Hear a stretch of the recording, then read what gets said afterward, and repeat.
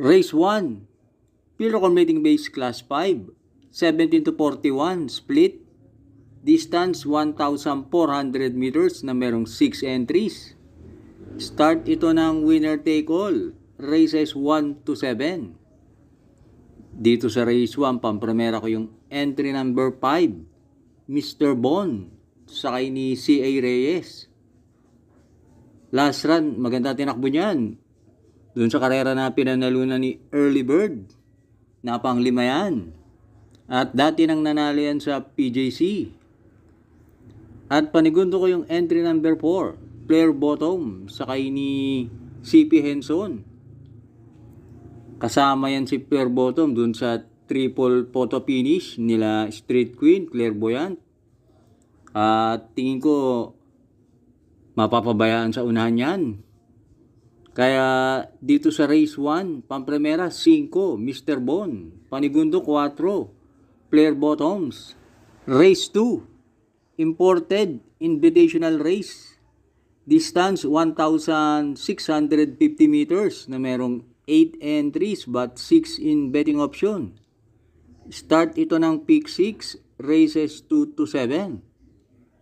Dito sa race 2, sosolohin ko na yung 3 and 3A. Andiamo Aperensi, sakay ni AP Asuncion, at Lucency, sakay ni Pati Dilema. Nakita naman natin yung huling panalo ni Lucency. Malayo niyang tinalo si Top Customer. Kaya dito sa race 2, solo 3A, Lucency. Race 3, Road to Triple Crown Stakes Race. Distance 1,650 meters na merong 12 entries but 10 in betting option. Start ito ng second winner take all, races 3 to 9. Dito sa race 3, pampremera ko yung 3 and 3A. Cunningham, sakay ni JM Storke. At Super Chef, sakay ni Mark Alvarez. Tingin ko, angkop kay Super Chef ang distansya. Dun sa maiden stakes, na tersero yan at gumawa ng 126.8 sa 1-4. At panigundo ko yung entry number 5, Diamante, sakay ni Pati Dilema. Wala pang talo ang kabayo na yan. Kaya lang, tingin ko maraming lulucha dyan. Kaya panigundo ko lang yan. Kaya dito sa race 3, pampremera 3A, Super Chef, panigundo 5, Diamante. Race 4, Pilocom Rating Base Class 4, 42 to 56 split, distance 1,400 meters na merong 7 entries. Start ito ng pick 6, races 4 to 9. Dito sa race 4, sosolohin ko na yung 6, Summer Rule, sakay ni AP Asuncion. Yan si Summer Rule, nakadalawang panalo na yan sa PJC. At sa tingin ko, magaan lang ang laban na to. Para kay Summer Rule, meron yan 125 sa 1-4. Kaya dito sa race 4, solo 6, Summer Rule. Race 5, Pilocom Rating Base Class 5, 17 to 41 split, distance 1,400 meters na merong 7 entries. Start ito ng pick 5, races 5 to 9. Dito sa race 5, pampremera ko yung 4, Noble Promise, sakay ni JM Storke. Yang kabayan yan, matapang mauna yan. At sa karerang to, wala masyadong matulin. At panigundo ko yung 2, Jewel of the Nile, sakay ni RJC Tabor. Yan naman, na tersero sa karera nila, They Will Be Done, French Leather sa PJC. Maganda tinakbo niyan. Kaya dito sa race 5, pampremera 4, Noble Promise, panigundo 2, Jewel of the Nile.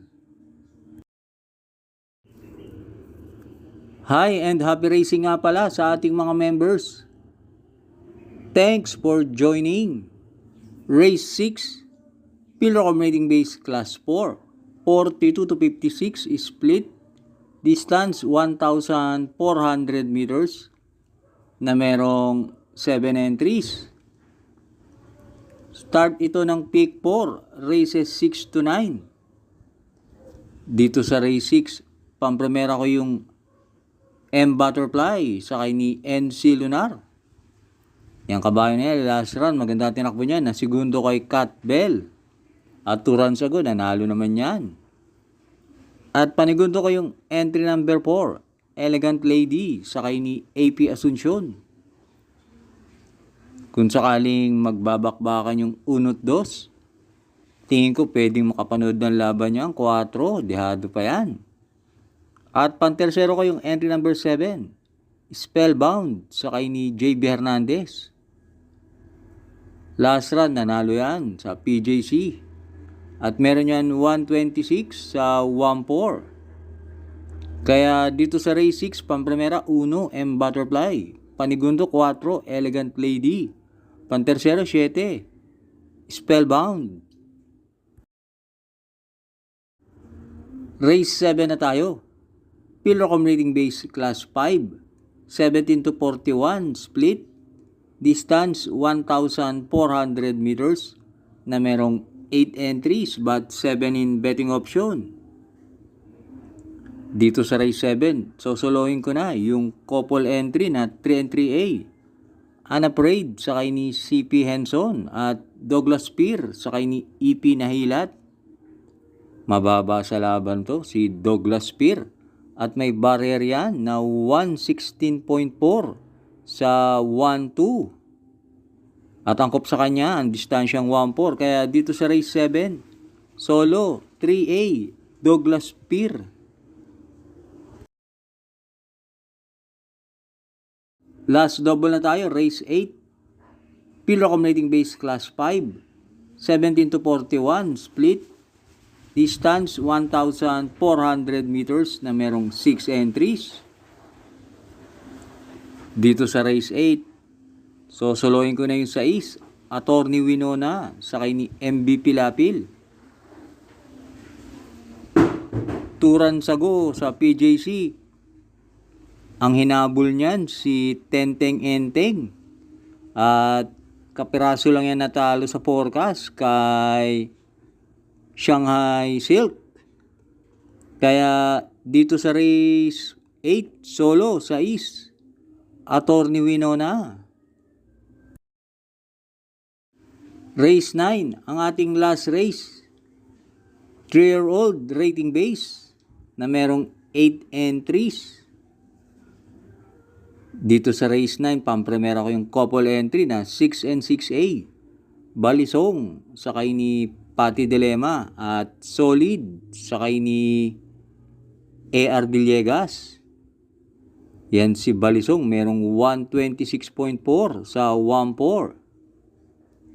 At panigundo ko yung 5, Ledak Angels, sakay ni JT Pabilik. Unang takbo niyan sa PJC, nanalo agad, gumawa ng 113 sa 1-2. Tingin ko magaling din na kabayo yan. Kaya dito sa race 9, pampremera 6, Balisong, panigundo 5, Ledak Angels. Thanks for watching. Lalong-lalo na sa mga laging nakasubaybay. Good luck and happy racing sa inyo.